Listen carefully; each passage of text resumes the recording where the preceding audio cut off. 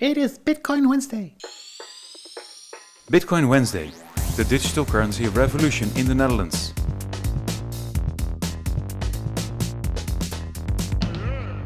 Register using the link on bitcoinwednesday.com.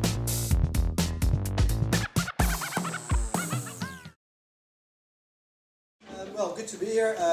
Richard asked me to tell a little bit about privacy analytics and Bitcoin transaction data. I think it's nice to be here. It's a pretty large group. I didn't expect there to be so many people as this, so that's really good to see.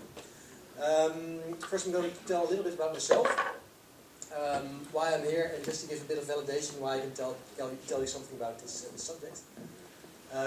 First off, a couple of years ago, 2008, I graduated in Delft.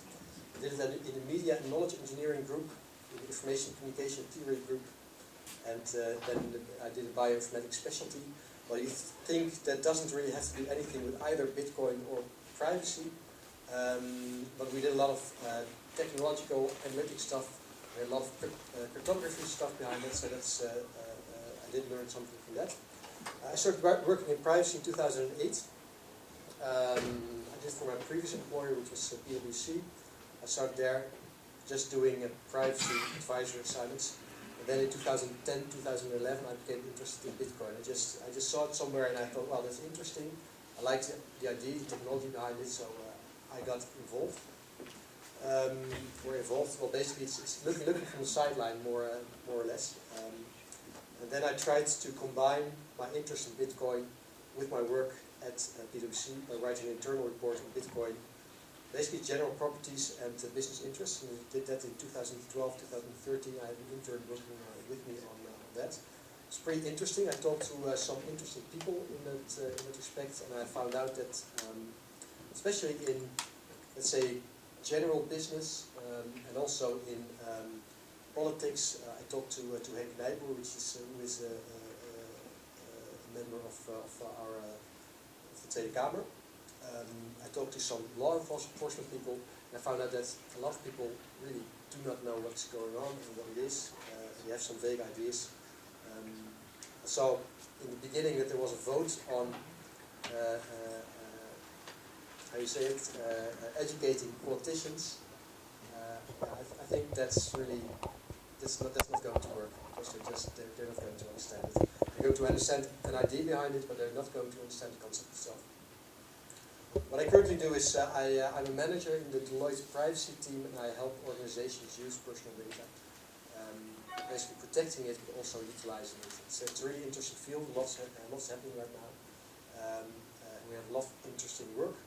Did some work on smart metering, on electronic patient files, public transport chip cards, and I'm also very active in the financial sector. So working with banks and payment processors, just working with personal data and privacy. Okay, first off, transaction data. A lot of banks are working now with transaction data. It's really the thing that is, they have been working with it for a couple of years, but it's the thing that's going to be really big over the next couple of years as well. What do they do now? They, for instance, use it for internal processes, so analyzing transaction data to assess loan risks and predicting defaults. A lot of people are going to say, well, they weren't really good at it in the last couple of years, but they actually have some nice technology predicting it. I was talking to someone last week, and it was pretty interesting. He said sometimes really simple rules can give you really meaningful outcomes. He said people are using what we call axpgiros, so the paper things that you can buy pay your bills with. They often default, and we can predict from how much they're using those axpgiros. Can you talk a bit more in the mic, please? Yeah, sure. Thank you.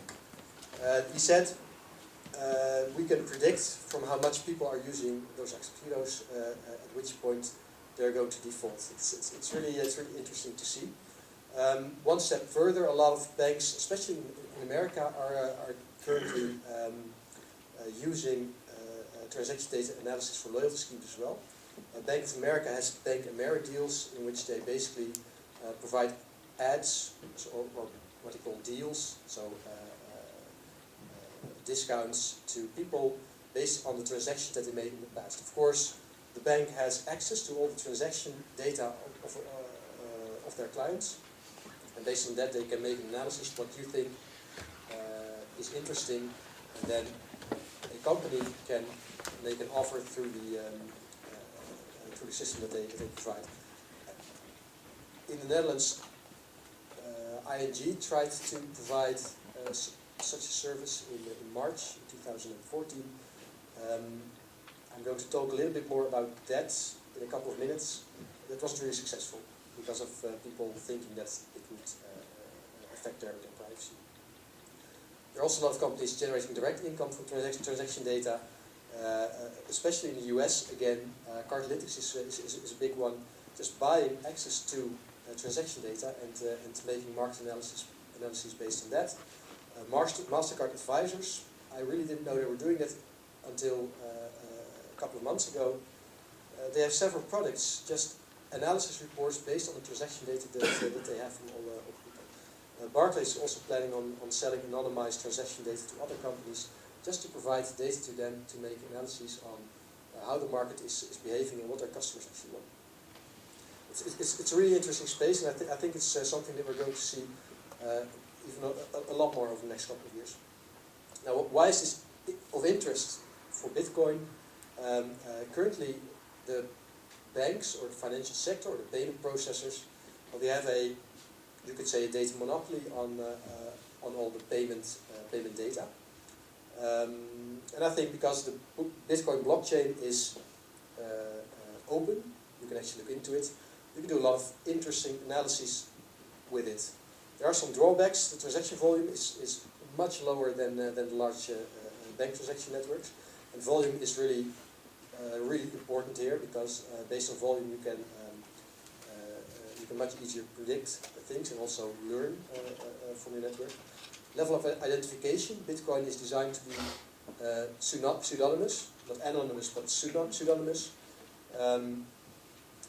And of course, a bank, or most banks, a bank which you are banking with, which you're doing transactions through, knows exactly who you are, and they have a lot of metadata as well. So they're not only aware of what your transactions are, but they also know where you're buying something because they know you went to Albert Heijn, they know you went to Gamma or the Praxis.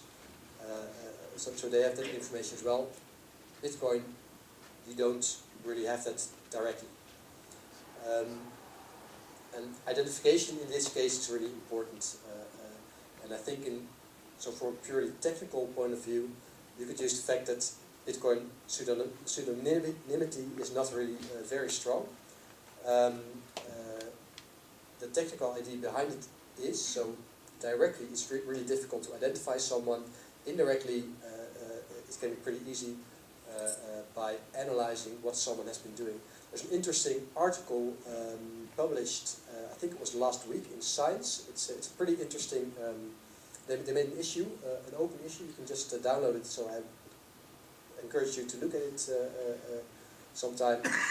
There has been research that based on 4 transactions you can actually identify someone. So basically 4 bits of information of transaction. So where you went, at what time it was, at a certain day. So you can combine that and find out who someone is. You could also do the same thing within Bitcoin. You could combine data sources and analyze it. You could ask for information of users. There's probably a business model in which that would make sense. People also self-publish who they are. I mean, there are a lot of people who have, for instance, on a forum, an address in their signature, hoping for people to send them Bitcoin or providing service or anything. And there's also an interesting thing, perhaps someone knows more about that you can find the initial IP address of a transaction by looking at where it first originated. If you have a highly connected node, you can find out where it originated, and then you may have found the IP address where the transaction was coming from. So those are all interesting things to look at if you want to identify someone. Well, then you get into my field. which is privacy, and is it ethical to analyze transaction data? A lot of people think it isn't. We had some issues in the Netherlands with well, I just mentioned ING. From a legal point of view, there was nothing wrong, but people felt it wasn't right what they were doing. The same with viewpoints, which is a payment network provider in May 2013. They said we're going to sell reports based on anonymized data of our users. Well, viewpoints has a really important role in Dutch payment processing because they're really the central part of the network. They're a joint venture of a couple of banks and they process basically everything. And there was really it really backfired. I think the last that they said they still have the plans, but they really need to look at how society is thinking about this before they can actually do something. So there's a tremendous amount of value, but a lot of people are not certain if it's ethical to actually analyze the data, to use the data, to provide these kinds of services. There are also some legal matters. In Europe, we have pretty strict privacy legislation. A lot of companies do not adhere to it, but we do have it. It is going to be a lot stricter over the next couple of years. There's actually a what's called a regulation being made, so it's not a directive but a regulation, which means it has direct effect on all of the European member states. That increases the fines from what it is now in the Netherlands, maximum of 8,000 euros or something, up until I think they meant a top level of 100 million euros or 5% of the annual turnover of an organization worldwide. So it's becoming really huge. The thing is that you need a legitimate ground for processing personal data. So it's either permission, you need contract, you have a legal obligation, which is pretty difficult, or a legitimate interest, which is pretty difficult to make motivation for. But you need to adhere to that from a legal point of view. Then again, because Bitcoin is, you could do this anywhere, right? You need to be in Europe or in the US, or you could easily do this from a country in Africa. You could easily do this from Russia or from Saudi Arabia if you want to. So you can choose what your jurisdiction is, and yeah, how you're going to deal with what will be the negative effects of legislation on you. I think they will be very limited. So I would ask you, if you're working with this, please focus on the ethical aspect and not per se on the legal aspect. Well, just some ideas what you could do, and things that are being done right now in the financial sector as well are being developed. You could enrich online advertising profiles with transaction analysis. As soon as you know the start point and the end point of a transaction, and you can actually, for instance, cluster some transactions, you know who someone is and where he bought something and the combination of things that he bought, and you can link that to an IP address. You can serve ads to that person. It can really help you target something. You would need to identify the IP address. Well, you can either do that through the system that I just mentioned. So look at the initial transaction. You could also, for instance, if you buy something online, the party that you're buying from knows who you are. So a network of organization or self-identify, just ask and say, well, that's maybe a bit more easy because you don't have to identify an individual person. In the EU, it could still be pretty difficult from a legal point of view. Those are basically some general ideas. I'm not really in the business of generating ideas for people to work on, but I think there are some really good possibilities with Bitcoin to use the things that they're already doing in the financial industry within the Bitcoin systems on the blockchain. I don't know if anyone has any ideas on what could be done, or anyone has any questions on how this works. Yeah. Suppose some bitcoins are stolen from someone. Can you use the same technique to land? Yeah, that's really interesting actually. During the report that I wrote, Yes, that could be possible. And what about the legal things? Yeah, and that's also a really interesting thing. While I made a report on Bitcoin that I mentioned earlier, so it was 2012, 2013, we also talked a lot to people in the law enforcement space, and they were really not working on this yet. The only thing that they were doing was saying, well, we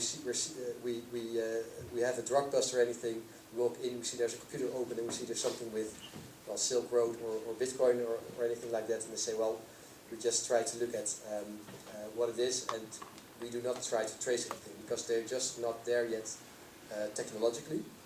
That could be a possibility. Legal implications of that, generally it is possible to use these kinds of data with a, so if a DA, so if an officer of justitie has a vordering, well, it's a bit more different in this case, but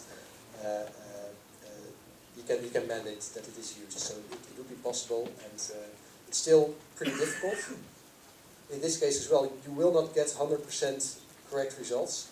In advertising, that's not really bad. In law enforcement, it can be pretty bad. More questions?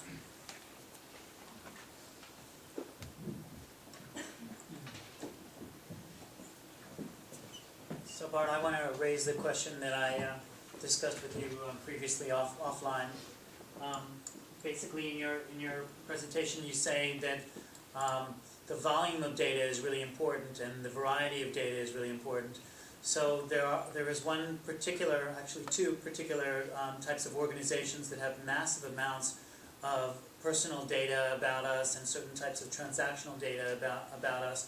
You can look at the government as being one and the traditional financial institutions as being the other.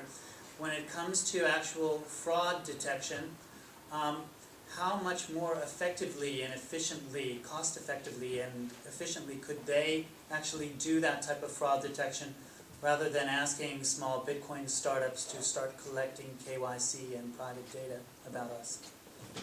Yeah, I think, well, we discussed that, and I think it's a difficult question. I think that it could be more cost effective and it could be more efficient, but I'm not sure that there's an incentive for them to do that.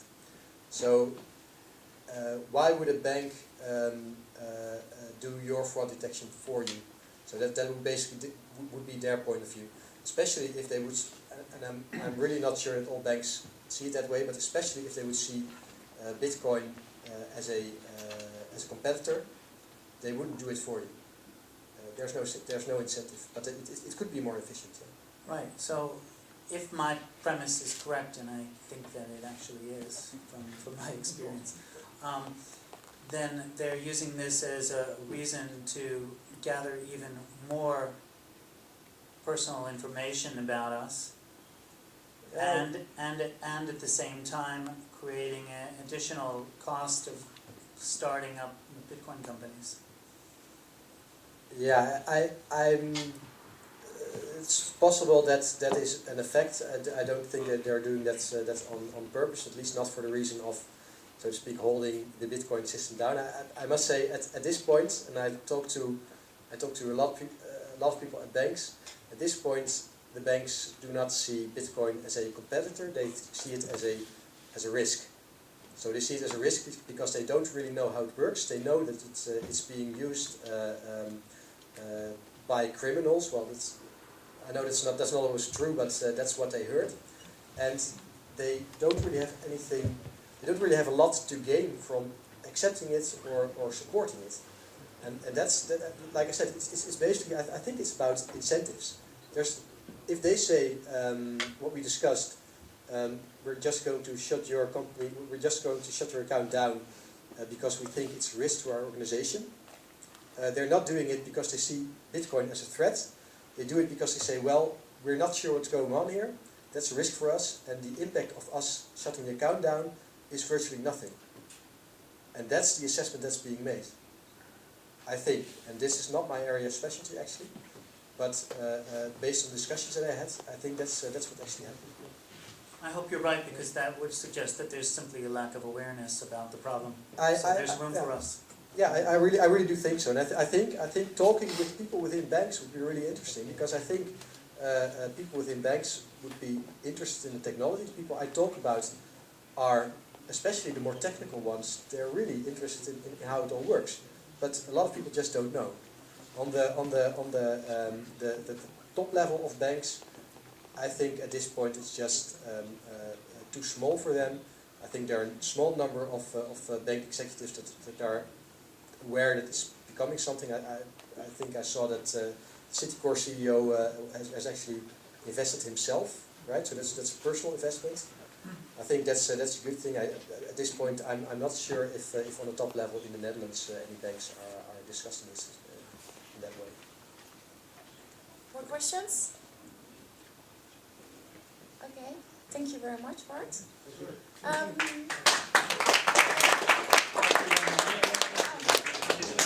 Oh, sorry. Yeah, because I was reconsidering the question actually, because you could say that it's quite good that there's, from an economical or financial perspective of a payment processor of a bank, I would also shut down something that could be, I don't know, that could be a threat or a risk or something like that. Just say a risk, not a threat, because it's, the market capitalization is too small. But from a legal point of view, that's quite difficult, because when you say all people that eat fish, we have to reject a bank account, that's quite difficult. Yeah, but I think yeah, you're correct. But I think if you could motivate that people who eat fish are a risk for a bank, so based on some uncertainty that they have. Yeah, okay, but let's turn it around. Why Bitcoin is a risk? Yeah, I'm not working for I am working for banks, but I'm not part of the bank, so I can't really answer that part of the question. The thing is, let's take your example. People who eat fish, let's shut down their accounts. Let's say there are 5 people who eat fish, or let's say there are 1,000 people who eat fish. If a bank would say that, so we're not really sure what this fish is. Perhaps it could be a risk for us. It could be on any field. It could be our reputation. It could be our. It could be that something is wrong with the fish and our clients are dying and we don't want them to use our accounts to buy fish which kill them. And they would say, well, we shut the accounts down. Then you have 1,000 customers. What we call that racism or not? No, we don't. No. Oh. No, fish racism. Yeah. No, we don't. So it would be illegal if you would do it based on race, or you would do it, I think, based on gender as well. I'm not sure in the Netherlands what the rules on that are. Vegetarianism. Yeah, I think that's okay by the law. So I don't think it's ethical, but I think it's legal, and I think it's important to distinguish those two things. Okay. Okay. Well. Thank you very much for having me. Thanks. Thank you very much.